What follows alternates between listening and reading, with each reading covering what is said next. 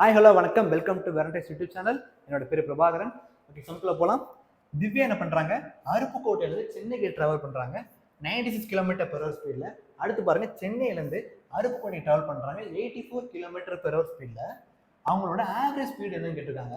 Average ஸ்பீடோட formula என்ன? Total distance divided by total time taken. So போட்டு 2D இந்த மாதிரி போட்டு பெருசாக போகுமா? இந்த மாதிரி பண்ண வேணாம். ஒரு சின்ன ஷார்ட்கட் இருக்குது.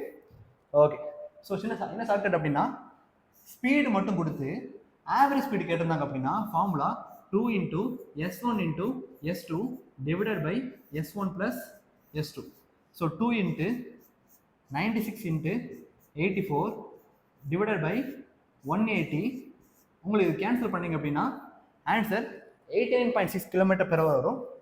ஓகே, உங்களுக்கான ஹோம்ஒர்க் சம் போட்டு பாருங்கள். உங்களிடம் விடைபெறுவது பிரபாகரன்.